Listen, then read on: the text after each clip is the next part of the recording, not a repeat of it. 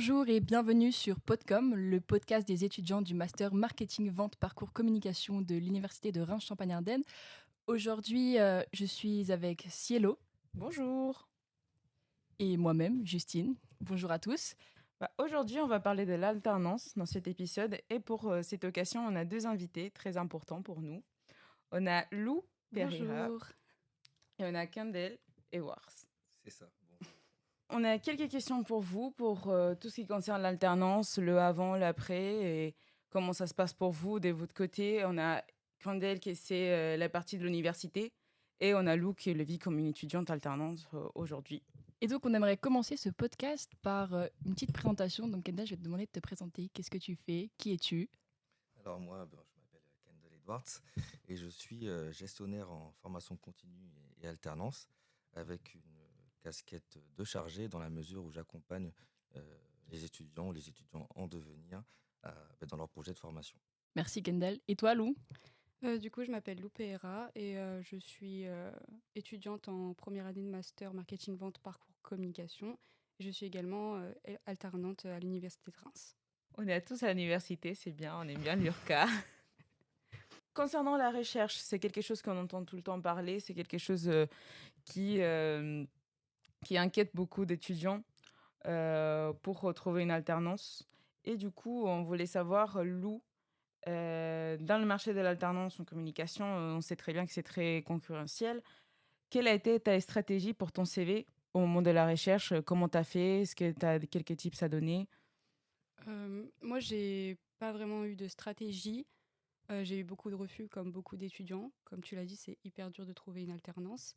Ce qui a fait la différence pour ma candidature auprès de mon entreprise actuelle, c'est vraiment l'expérience que j'ai eue auparavant, parce que j'ai déjà fait 2 ans d'alternance, des jobs étudiants, des petits CDD, CDI, CDD, pardon.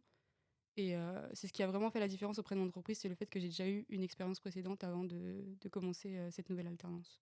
Et tu pourrais nous dire un peu où tu as postulé en ligne? Est-ce que tu es allé directement démarcher les entreprises? J'ai postulé principalement en ligne, sur LinkedIn, Hello Work, en filtrant, en cherchant la partie alternance.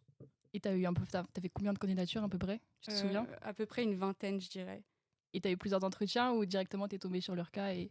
J'ai eu 2 entretiens, en fait, avant d'accepter l'offre de l'URCA, parce que j'ai postulé à l'URCA, mais je pensais vraiment pas être retenue. Donc j'ai déjà eu un entretien avec une autre entreprise que j'avais accepté, mais finalement les missions me convenaient pas vraiment. J'espérais avoir un peu plus, et donc j'ai postulé à l'URCA et après j'ai eu un entretien en visio et j'ai eu la réponse 2 jours après. Et tu nous as dit sur ton parcours un petit peu que ce qui leur avait plu, c'était ton expérience avant. Tu étais en alternance où avant? En deuxième année de BTS, j'ai fait mon alternance chez Fossier à Troyes, et en troisième année, donc en licence, j'ai fait mon alternance chez McCain à Matoug. C'est très bien. Et de l'autre côté, par exemple, quand on a un CV, je ne sais pas si vous pouvez nous dire, Candiel, quels sont les signaux d'alerte qui doivent faire dire à un étudiant, qu'est-ce qu'il faut faire fuir de cette alternance? Par exemple, Lou, elle avait dit que l'émission, ça lui convenait pas, que c'était pas très bien et tout. Il y a des fois des étudiants qui savent pas trop et ils ont très envie d'avoir une alternance et ils disent, OK, j'ai été pris, ils m'ont pris un entretien, vas-y, je vais prendre, c'est pas grave. Mais est-ce qu'il y a des signaux que vous dites, vous, comme professionnel, de l'autre côté du bureau, dire, voilà, cette alternance, peut-être que ça ne te convient pas trop. Il y a des fois même des entreprises qu'on ne va pas nommer, qui sont pas les meilleures pour faire des alternances, qui sont déjà connues pour prendre un peu d'avantage des étudiants, notamment qui sont dans cette recherche. Donc j'en citerai deux principalement. Donc la première, c'est lorsque les missions ne correspondent pas à la réalité. Donc il faut savoir que lorsque l'apprenant commence son alternance, les fiches missions sont validées par le responsable de diplôme. Donc il y a un double regard dessus. Et puis si l'alternance se rend compte que si les missions sont complètement à l'opposé de ce qui est attendu de son travail sur le terrain, là il faut s'alerter. Et puis l'autre élément serait que les conditions de travail ne correspondent pas à la législation. Et est-ce qu'il est possible d'arrêter son alternance pour changer en cours d'année, par exemple? Si on Alors voit vraiment que ça se passe mal? oui, c'est totalement possible. Durant la période d'essai de 45 jours, l'alternant peut arrêter, tout comme l'entreprise, sans difficulté. Et au-delà de ces 45 jours, l'arrêt sera fait d'un commun accord. Et puis, si l'accord est compliqué à mettre en place, il faudra faire appel à un médiateur. Et comment ça se passe, par exemple, si moi je suis en alternance, puis je fais mes 45 jours, enfin, je suis dans le délai des 45 jours, ça se passe Mhm, mal, moi je ne suis pas du tout d'accord avec ce que je fais. mhm. Mais aussi, comme étudiante, je me dis, j'ai peur de pas trouver une alternance. Est-ce que je dois rester en continu? Comment ça se passe, toute cette transition? Après, tout dépend de la façon dont vous êtes inscrite à la base. Mais imaginons que vous étiez inscrite en formation initiale et que vous avez trouvé une entreprise. Vous allez avoir 6 mois pour retrouver une autre entreprise et puis après, vous serez basculé en formation initiale. D'accord, c'est ça. C'est bien à savoir. Mm. Là, on a beaucoup parlé de formation initiale, formation continue, formation alternance. Kendall, quelle est la différence entre tout ça? Donc la formation continue va concerner finalement les personnes qui se sont éloignées des études pendant 2 ans. Voilà. Et tandis que l'apprentissage ou les contrats pro vont différer finalement, euh, seront au choix de l'entreprise, selon ce qu'elle préfère en termes d'avantages. La formation initiale, c'est la formation sans alternance? C'est ça exactement. Puis j'ajouterais quand même qu'il y a un âge limite pour être apprenti, Qui Que est c'est de... qui est de 29 ans. 29. 29 ans. Ok, bah parfait. 30 ans moins un jour. Maintenant, je vais me tourner vers Lou pour parler plus spécifiquement de notre master, donc qui est le master marketing vente parcours communication à l'URCA. Comment ça se passe l'alternance? C'est combien de jours par semaine? Est-ce que c'est par semaine, par jour? Est-ce que tu peux nous en dire un peu plus, s'il te plaît? Au niveau du rythme d'alternance, du coup, c'est une semaine sur deux, donc une semaine en entreprise, une semaine en cours. Le début a été un peu compliqué, parce qu'une semaine sur deux, c'est assez lourd comme rythme, je dirais. Et finalement, quand on apprend à bien gérer ses cours, à bien se déconnecter du lieu de travail quand on est à l'école, etc., le rythme est plutôt avantageux, je trouve. On est vraiment coupé pendant une semaine du travail, on se met en off et pareil pour l'école. Ok, et lors de tes précédentes expériences, c'était sur le même rythme ou il Non. existe d'autres rythmes? Quand j'étais chez Fossier, chez McCain, du coup dans des écoles différentes, c'était les 3 premiers jours de la semaine au travail et les 2 derniers, donc le jeudi, vendredi, à l'école. Donc c'est vrai que ça faisait pas une grosse coupure, vu que c'était tout le temps dans la même semaine. Et je trouve que celui de cette année, une semaine sur deux, est beaucoup plus avantageux pour nous. Et Kendall, je sais que tu t'occupes de plusieurs masters. Est-ce qu'au niveau du rythme, c'est tous pareil, donc une semaine sur deux, ou c'est différents rythmes en fonction des masters? Enfin, qui est-ce qui choisit ça? Je sais pas si tu sais. Alors moi, donc mes tâches, j'en ai pas parlé, mais vont de la préparation des calendriers de formation en coordination avec les responsables de diplôme, au suivi de l'assiduité et jusqu'à la réalisation des fiches missions et des CRFA en coordination avec le CFA. Et puis pour le rythme d'alternance, il va vraiment dépendre du diplôme. Donc voilà, comme l'a présenté Lou, il peut y avoir le système de une semaine, ou alors on peut faire face par exemple à du 3 jours ou 2 jours, 2 jours, 3 jours inversement. Et puis le calendrier d'alternance, le calendrier de formation peut changer chaque année parce qu'il est rediscuté en conseil de perfectionnement où justement la question est posée sur la table et les professeurs et les participants voient finalement si des changements sont à apporter. Et les changements sont généralement clos avant plusieurs mois avant le mois de juin. Donc par exemple, Lou, elle peut faire son M1 une semaine, et son M2 sur un rythme différent. Il est possible, voilà. Il est C'est possible. possible, c'est possible. Beaucoup d'étudiants ont peur de l'administratif aujourd'hui en parlant de CFA. Et comment ça se passe avec les contrats, le livret d'alternance, la feuille, parce qu'on a une feuille à signer? Est-ce que c'est compliqué ou pas pour vous? Oui, pour vous. Et pour le faire parvenir aussi à nous, ou des fois, un étudiant qui a une entreprise dit, voilà, j'ai une entreprise, je fais quoi? Je ne sais pas quoi faire, comment ça se passe? Donc, Et c'est si compliqué que ça? je dirais non. L'étudiant, finalement, au niveau de la paperasse, on va dire, n'a pas énormément à faire. C'est l'entreprise et le CFA qui vont plus travailler sur ces choses. Donc moi, au départ, dès que l'étudiant trouve une alternance, je l'informe qu'une fiche mission lui sera euh, envoyée. Cette fiche mission, comme j'ai dit tout à l'heure, sera validée par le responsable de diplôme.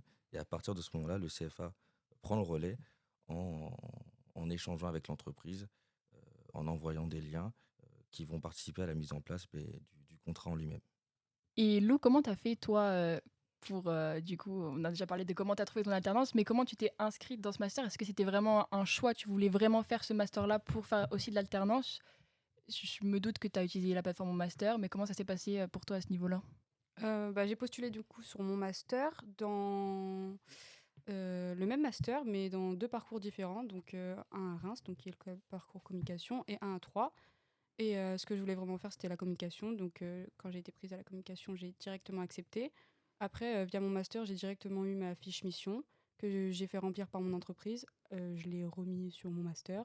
Ça a été validé. J'ai reçu un mail comme quoi c'était validé. Et après, le contrat s'est fait automatiquement. Après, le fait que je travaille au siège de l'université, peut-être que ça a été un peu plus. Un peu plus simple pour Ouais, toi? voilà. J'ai rien dû à faire finalement. Mais je pense que c'est comme ça. En vrai, c'est de la fac à l'entreprise que ça se passe pour faire les contrats. Dis-moi si je me trompe, mais je suis passée aussi par mon master, du coup, si je me souviens bien, il y a un onglet exprès pour postuler en alternance. Mhm. Et est-ce que tu as un nombre? Il n'y a pas un nombre de jours pour avoir l'alternance? Ça te dit rien? Je sais pas du tout. Si, je crois qu'il y a un nombre, mais j'ai pas vraiment calculé. Ok. Il doit y avoir une date limite quand même. Kendall, tu sais ou pas du tout? En tout cas, je sais qu'ils peuvent déposer un certificat d'engagement qui vient de la part de l'entreprise pour appuyer leur demande. Oui, c'est Ok. ça aussi. Je pense que ça dépend de chaque université aussi. Il y en a qui vont donner un plus de délai ou pas. Puis après, tu peux bien te retrouver, comme on a dit Candel, en formation continue et après avoir trouvé une alternance et puis passer de l'autre côté. Je pense que c'est pas très compliqué et j'espère que la date limite, c'est beaucoup de pour eux savoir en avance combien d'alternants Mm. ils vont en avoir et combien d'étudiants en alternance pour faire aussi leur organisation. Mais sinon, après, je pense pas qu'une université va s'opposer au fait qu'un étudiant devient... Si?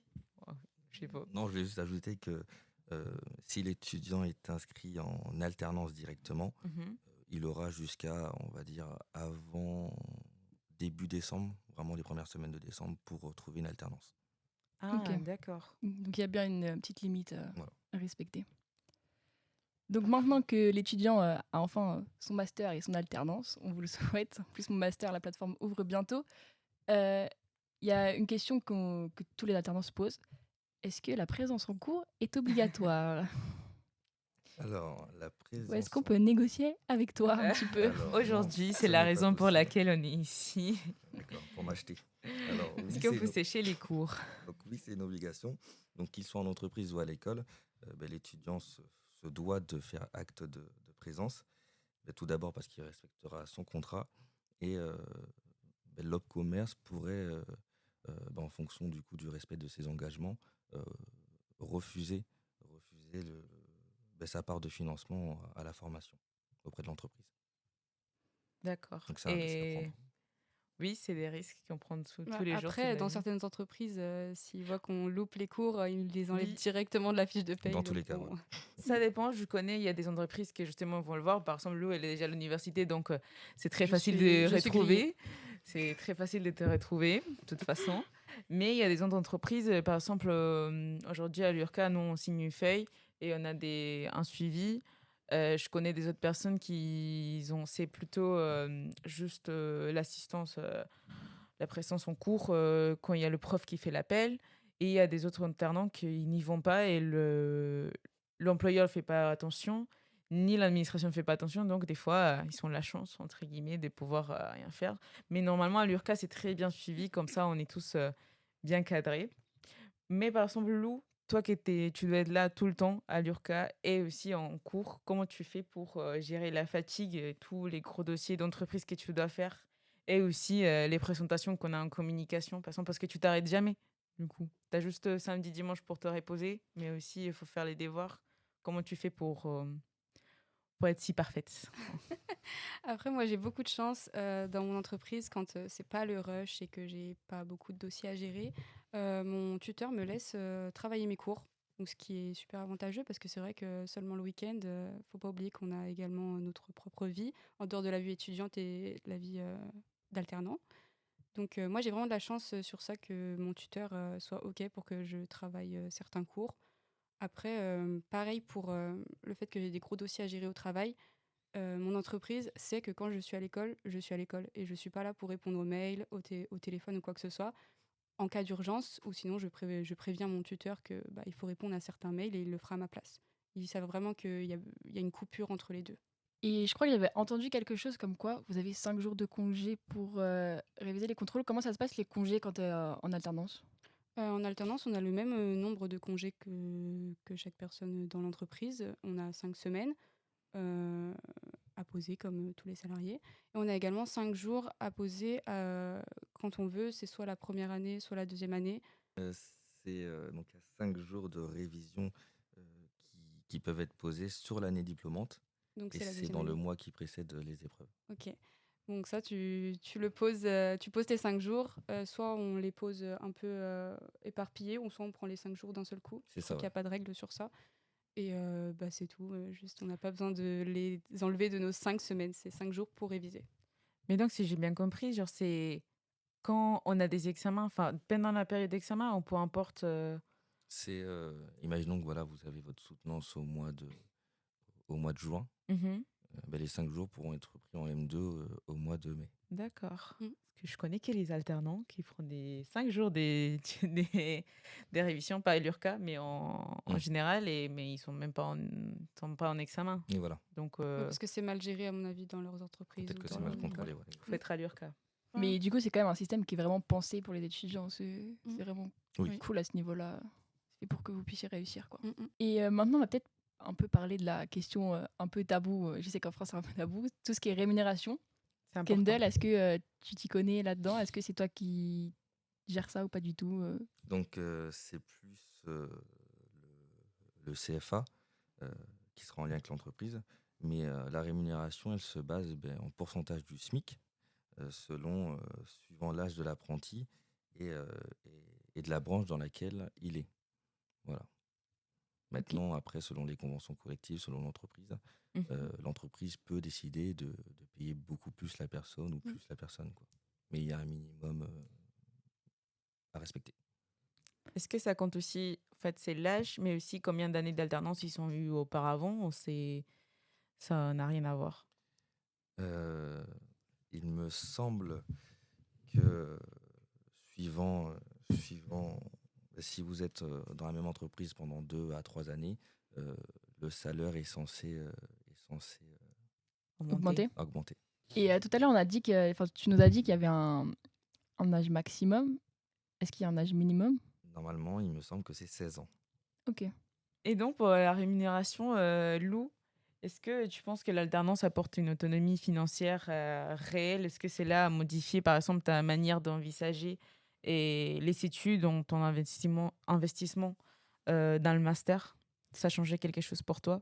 Moi, honnêtement, j'aurais pas continué les études si je n'avais pas eu d'alternance. Parce que de base, je suis troyenne. Donc, quand j'ai postulé à Reims, il me fallait un logement, etc. Et puis, même le fait d'avoir une bourse, ça aurait pas, ça m'aurait servi, mais ça aurait pas payé tout mon logement, mes courses, etc. Donc, moi, oui, j'ai continué les études parce que j'ai eu une alternance et que ça m'a apporté l'autonomie financière. Actuellement, je suis 100% autonome. Mes parents n'ont plus à m'aider, etc. Donc, c'est un vrai soulagement pour moi et pour eux, je pense. C'est très intéressant. Mm. Tu as parlé de bourse. Est-ce qu'on peut avoir la bourse en même temps être alternant? Non, pas possible. Faut Donc, choisir. c'est bien parce Faut que choisir. ça t'a aidé, donc tu recommandes l'alternance. Ah oui, à 100%.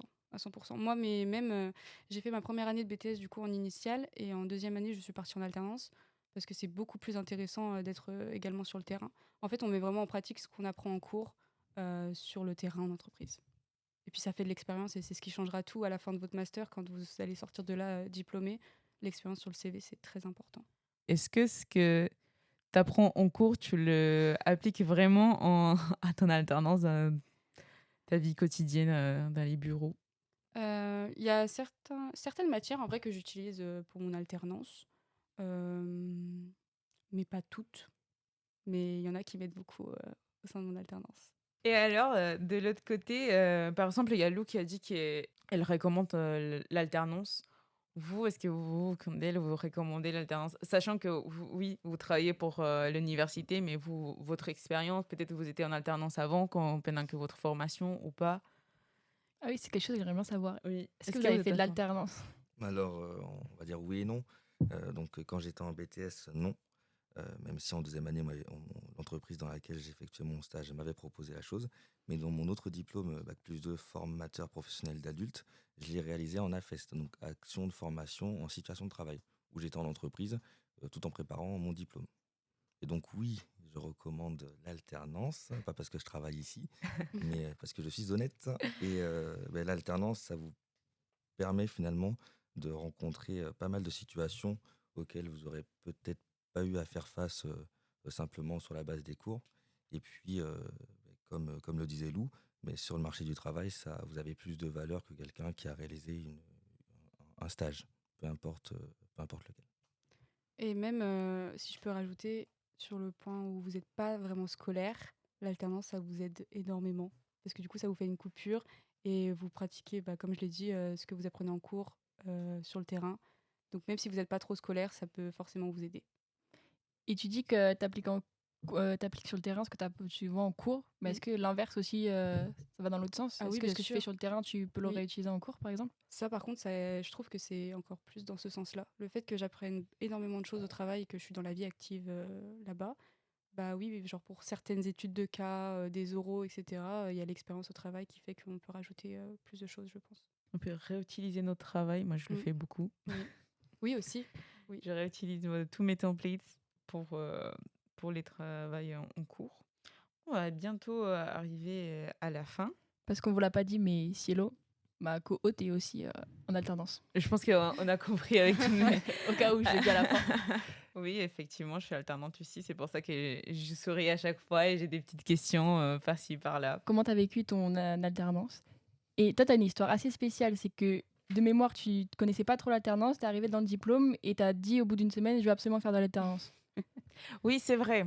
C'est vrai. Non, c'est pas comme ça. C'est moi, j'étais censée faire l'alternance avant, mais pas à Reims, pas à l'URCA.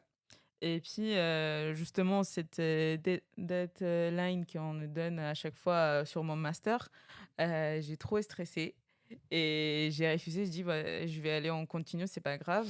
Et quand on a commencé le premier jour, je me rappelle qu'on avait M. Condel qui arrivait à notre classe à nous dire, vous pouvez toujours trouver une alternance, c'est toujours possible. Donc, j'avais cette information en plus que je n'avais pas sur mon master, que c'était très bien et très intéressant d'avoir. Donc, je me suis débrouillée parce que c'était quelque chose que je voulais essayer pour avoir plus d'expérience. Moi aussi, j'avais déjà l'expérience professionnelle hors le master, mais je voulais justement changer des secteurs et être plus dans mon secteur professionnel qui allait avec mes études.